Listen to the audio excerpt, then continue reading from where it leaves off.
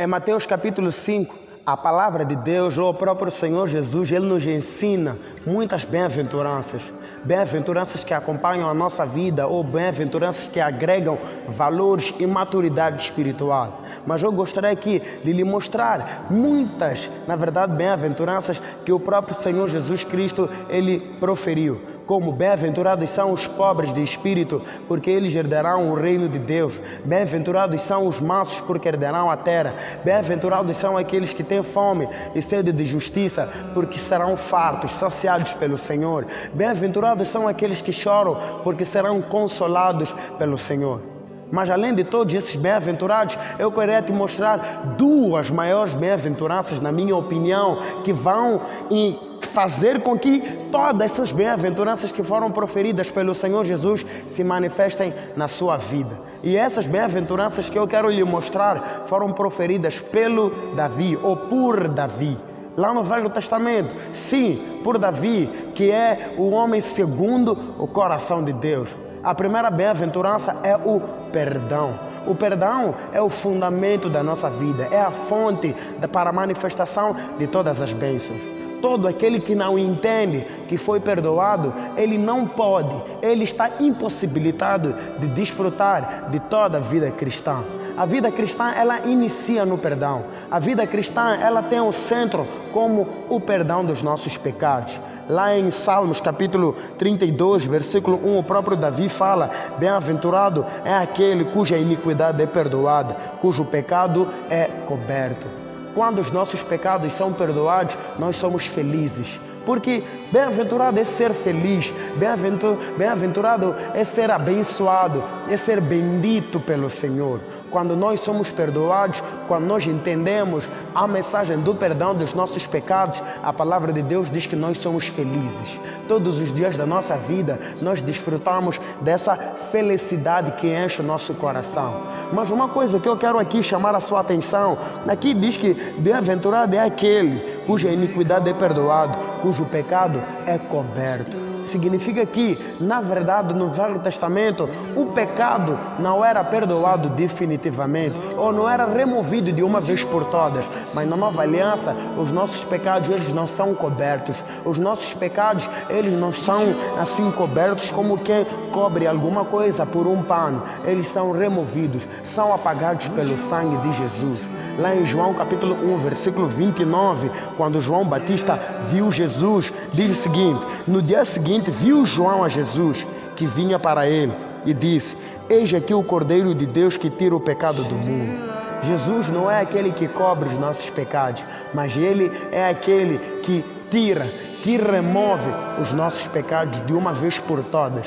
Essa é a maior bem-aventurança, qual é a fonte para a manifestação dos dons espirituais, para a manifestação, na verdade, do fruto do Espírito, para a manifestação do poder de Deus. Quando nós entendemos que somos completamente, totalmente amados e perdoados, nós somos livres, livres de toda maldição, livres de todo peso, todo jugo, livres de todo demônio, livres de todo sobrecarrego, livres de toda ansiedade, depressão, livres de tudo aquilo que vem para nos abater. Isso nos coloca para cima. Sim, nos coloca para cima, porque é lá onde Cristo está assentado, à destra de Deus, na destra do Pai. Então, receba aí a mensagem do perdão dos pecados. Os seus pecados já foram perdoados de uma vez por todas. Os pecados do passado, do presente e do futuro já foram perdoados. Não existe nenhuma dívida diante de Deus para ti. Toda dívida foi quitada. Todo pagamento foi o sangue de Jesus. Não fique mais atemorizado, porque os seus pecados já foram apagados diante de Deus. Diante de Deus não existe mais pecado, não existe mais passado. Todo o passado foi apagado. E em nome de Jesus, fique a segunda bem-aventurança, que é também proferido pelo próprio Davi, está lá em Romanos capítulo 4. Como assim Romanos capítulo 4? Na verdade é uma citação que o apóstolo Paulo pega de uma passagem que foi citada pelo próprio Davi e ele volta a citar aqui no Novo Testamento e também ele atribui essas palavras ao próprio Davi. Isso está em Romanos capítulo 4, versículo 6 a 8. Diz o seguinte: E é assim também que Davi declara ser bem-aventurado o homem a quem Deus atribui justiça independentemente de obras. Bem-aventurados aqueles cujas iniquidades são perdoados e cujos pecados são cobertos. Bem-aventurado o homem a quem o Senhor jamais imputará pecados. Ou seja, o que é a segunda bem-aventurança? Ou qual é a segunda bem-aventurança? É que jamais o Senhor imputará pecado. O que isso significa? Isso significa que não que simplesmente os seus pecados foram perdoados, ou seja, não simplesmente você foi perdoado dos seus pecados, mas agora existe uma promessa, que toda vez em que você cometer pecado, o Senhor não vai te imputar este pecado. Uau! Que assustador! Ou seja, quando você cometer pecado, o Senhor não vai colocar este pecado na sua conta. Ele não vai te imputar este pecado. Mas por que isso acontece? É tanta bondade demais para isso ser verdade. Sim, isso é tanta bondade e é verdade, porque está na palavra de Deus. Todos os nossos pecados foram imputados em Cristo. Cristo carregou toda a imputação dos nossos pecados. Agora, quando nós cometemos pecado, o Senhor não vai nos imputar, o Senhor não vai colocar na nossa conta, mas Ele já colocou na conta de Cristo. Lá em 1 Coríntios capítulo 5, versículo 21, a palavra de Deus diz que aquele que não conheceu o pecado, Deus o fez pecado por nós, para que por sua justiça nos tornássemos justiça de Deus em Cristo Jesus. Percebe? Veja bem, os nossos pecados já foram perdoados, é uma parte da cruz. Mas a outra parte da cruz de que jamais o Senhor nos imputará pecado. Por quê? Porque todos os pecados de toda a humanidade já foram colocados em Cristo. Significando que os pecados do passado, do presente e do futuro, na verdade todos eles já foram perdoados.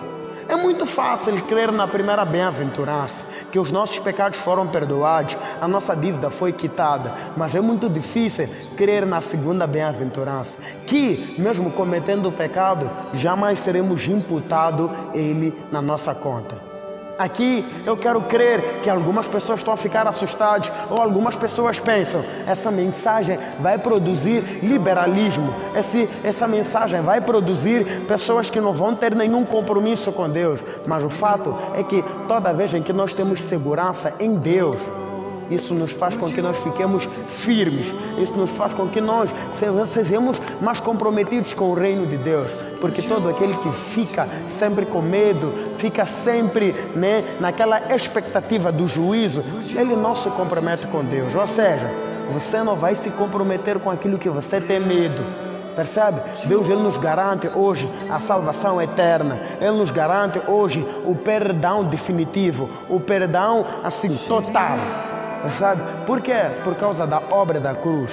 Lá em Hebreus capítulo 9 e capítulo 10, o próprio Deus ele fala que o Espírito Santo testifica que dos seus pecados jamais me lembrarei. Percebe? Então, o próprio Deus escolheu não se lembrar dos nossos pecados. É como se houvesse uma amnésia divina, uma amnésia celestial. Não que Deus seja alguém que tenha amnésia, mas isso é uma expressão para deixar claro que os nossos pecados já foram esquecidos. Deus jogou eles no mar do esquecimento para não se lembrar mais. Percebe? Então a nova aliança é sobre esse perdão e é sobre essa imputação da justiça e não dos pecados. Amém? Fique aí com essa palavra, rumine essa palavra, estude essa palavra e vá exatamente nas passagens que eu mostrei, que eu li aqui consigo para estudar, se aprofundar do assunto. Eu creio que tu serás muito mais abençoado do que estás a ser agora. Em nome de Jesus, fique aí na paz. Nos vemos no próximo vídeo.